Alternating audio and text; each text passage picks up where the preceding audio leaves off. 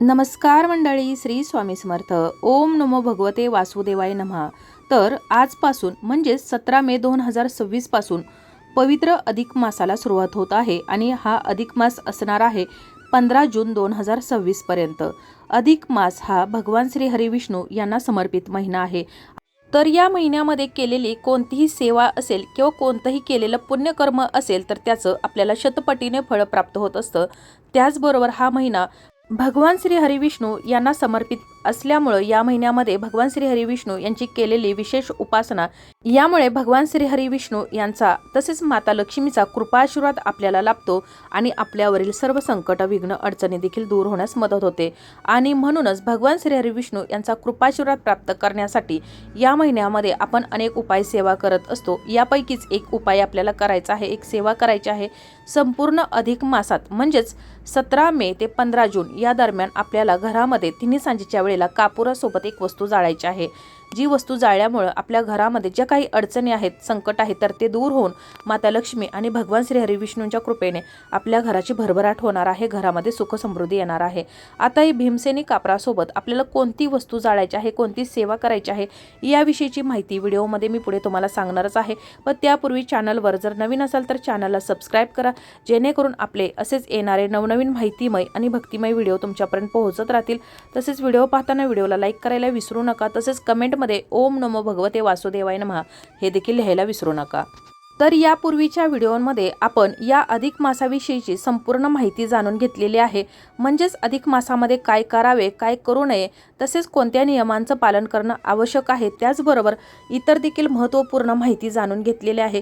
तर तुम्हाला देखील ती माहिती जाणून घ्यायची असेल तर चॅनलला नक्की भेट द्या, जेणेकरून संपूर्ण महत्त्वपूर्ण माहिती तुमच्यापर्यंत पोहोचेल.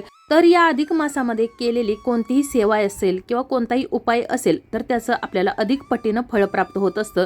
आणि म्हणूनच आपल्याला हा उपाय आज करायचा आहे, तो म्हणजेच भीमसेनी कापरासोबत आपल्याला एक वस्तू जाळायची आहे. आता हा जो उपाय आहे तर तो करायचा आहे आपल्याला संध्याकाळी 6:30 नंतर कधीही, म्हणजेच रात्री 11 वाजण्यापूर्वी तुम्ही कधीही करू शकता. शक्य असेल तर 6:30 ते 7:30 या दरम्यान केला तर अतिशय उत्तम, कारण या वेळेमध्ये माता लक्ष्मी ही पृथ्वीवर वास करत असते आणि त्यामुळे जर हा उपाय केला तर भीमसेनी कापराच्या सुगंधानं माता लक्ष्मी आपल्या घराकडे आकर्षित होत असते आणि तिला आमंत्रित करण्यासाठी आपण हा उपाय करत आहोत.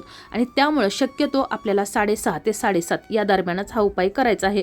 परंतु काही कारणानिमित्त किंवा काही अडचणीमुळे तुम्हाला जर हा उपाय त्यावेळेत करणं शक्य होत नसेल तर तुम्ही रात्री 11 पर्यंत कधीही हा उपाय केला तरी देखील चालेल.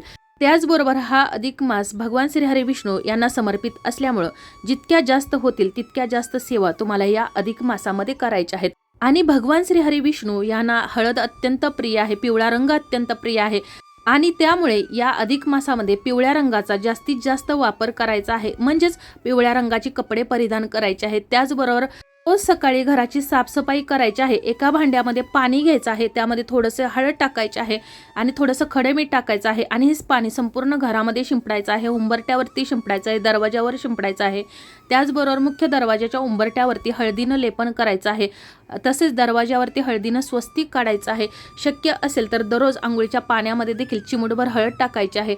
तसेच देवपूजा करताना बाळकृष्णाला हळदीचा किंवा चंदनाचा टिळा लावायचा आहे. त्याचबरोबर तुळशीला जल अर्पण करताना या पाण्यामध्ये देखील चिमूटभर हळद टाकायची आहे, कारण भगवान श्री हरी विष्णू यांना तुळस अत्यंत प्रिय आहे.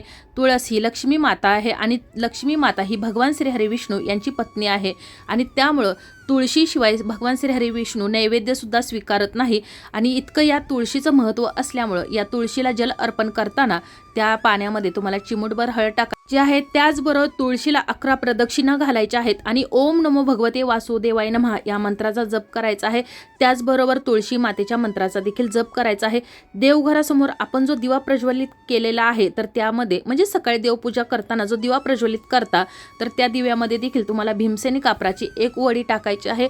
चिमूटभर हळद आणि चिमूटभर पिवळी मोहरी, देशी गाईच्या तुपाचा हा दिवा प्रज्वलित करायचा आहे आणि या दिव्याखाली तुम्हाला आसन करायचं आहे. म्हणजेच एका प्लेटमध्ये अखंड अक्षदा किंवा गहू ठेवायचे आहेत आणि त्यावरती किंवा तुम्ही पाटावरती जरी ठेवला तरी देखील चालेल आणि असा हा दिवा प्रज्वलित करायचा आहे. आता आपल्याला जो उपाय करायचा आहे तर तो करायचा आहे संध्याकाळी 6:30 नंतर ते रात्री 11 पर्यंत तुम्ही कधीही करू शकता. शक्यतो मी अगोदर सांगितलं त्याप्रमाणे 6:30 ते 7:30 या दरम्यान करायचं आहे. उपाय करण्यासाठी आपल्याला जी वस्तू वस्तू महत्त्वाची लागणार आहेत ते तर आहे भीमसेनी कापूर. त्यानंतरच्या ज्या वस्तू लागणार आहेत तर त्या सर्व वस्तू आपल्या प्रत्येकाच्या स्वयंपाकघरामध्ये असतातच. तर एक प्लेट घ्यायची आहे. या प्लेटमध्ये तुम्हाला सर्वप्रथम घ्यायचं आहे तमालपत्र. तमालपत्र घेताना ते कुठेही फाटलेलं, खराब झालेलं, किडलेलं नसावं, म्हणजेच अखंड तमालपत्र आपल्याला घ्यायचं आहे. घेत असताना तमालपत्राची पानं 2 घ्यायची आहेत.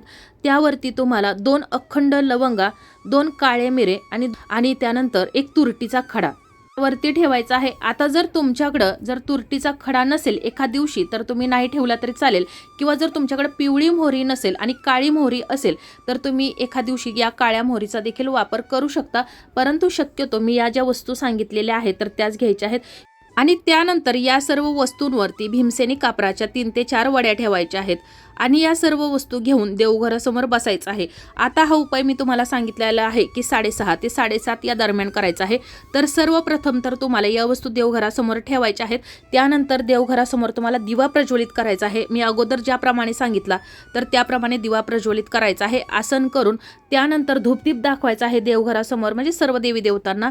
त्यानंतर भगवान श्री हरी विष्णू यांचं नामस्मरण करायचं आहे 108 वेळा आणि त्यानंतर त्याच ठिकाणी बसून तुम्हाला या वस्तू जाळायच्या आहेत. आणि त्यानंतर मग या सर्व वस्तू घेऊन, म्हणजे भीमसेनी कापूर आणि या सर्व वस्तूची जी प्लेट आहे तर ते प्लेट घेऊन संपूर्ण घरामध्ये तुम्हाला याचा धूर करायचा आहे, जेणेकरून तुमच्या घरामध्ये जी नकारात्मकता, निगेटिव्हिटी पसरलेली आहे किंवा इतर कोणतेही दोष असतील, ग्रहदोष असतील किंवा कोणतेही इतर दोष असतील किंवा तुमच्या घरामध्ये कोणतीही पीडा असेल तर ती सर्व काही दूर होण्यास मदत होणार आहे.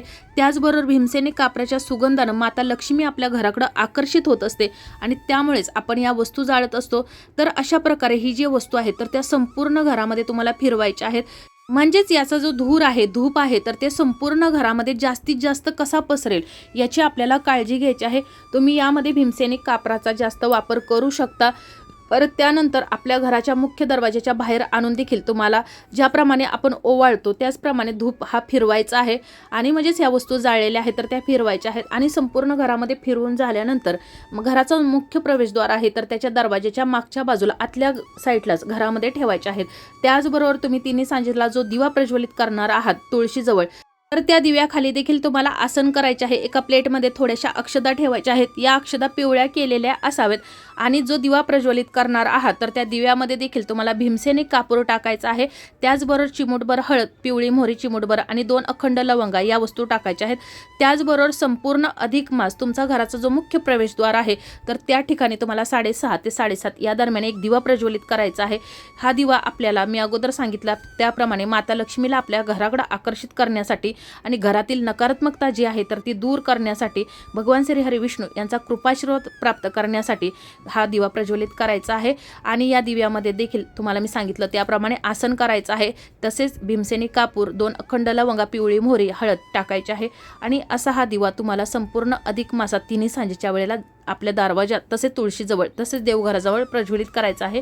आणि या मी ज्या काही वस्तू सांगितलेल्या आहेत तर त्या सर्व काही वस्तू तुम्हाला भीमसेनी कापरासोबत घरामध्ये जाळायच्या आहेत. एखाद्या दिवशी जर तुम्हाला काही कारणानिमित्त जर जाळणं शक्य झालं नाही तर देखील तुम्ही दुसऱ्या दिवशी जाळायचे आहेत. आणि त्यानंतर अधिक मास संपल्यानंतर ज्या विशिष्ट तिथी असतात, म्हणजेच अमावस्या, पौर्णिमा, एकादशी, संकष्टी किंवा इतर कोणताही सणवार तर त्या दिवशी देखील तुम्ही या घरामध्ये वस्तू जाळायच्या आहेत, जेणेकरून घरामध्ये कोणतेही संकट, अडचण असेल, कोणती बाधा असेल, नकारात्मकता असेल तर ती दूर होण्यास यामुळे मदत होणार आहे. काही सेवा या अगदी साध्या सोप्या असतात परंतु अत्यंत प्रभावी असतात आणि त्या सेवा करताना मनापासून श्रद्धेने केल्या तर त्याचं आपल्याला निश्चित फळ मिळत असतं. आणि अधिक मास हा पुण्य कमावण्याचा महिना आहे आणि त्यामुळे तुम्ही जितक्या जास्त सेवा होतील आणि भगवान श्री हरी विष्णू यांचं नामस्मरण करायला या महिन्यामध्ये अजिबात विसरायचं नाही, जेणेकरून तुमच्यावरची, तुमच्या कुटुंबावरची सर्व संकट, विघ्न दूर होऊन घराची भरभराट होणार आहे आणि तुमच्या सर्व इच्छा मनोकामना देखील पूर्ण होणार आहेत. तर अशा प्रकारे भीमसेनी कापुरासोबत आपल्याला कोणती वस्तू या संपूर्ण अधिक मासामध्ये घरामध्ये जाळायची आहे याविषयीची माहिती आपण अगदी थोडक्यात जाणून घेतलेली आहे. तरी देखील तुमच्या जर काही अडचणी असतील, समस्या असतील तर तुम्ही मला कमेंटमध्ये विचारू शकता. माहिती आवडली असेल तर व्हिडिओला लाईक करा, चॅनलला सबस्क्राईब करा आणि हा व्हिडिओ जास्तीत जास्त शेअर करा. धन्यवाद.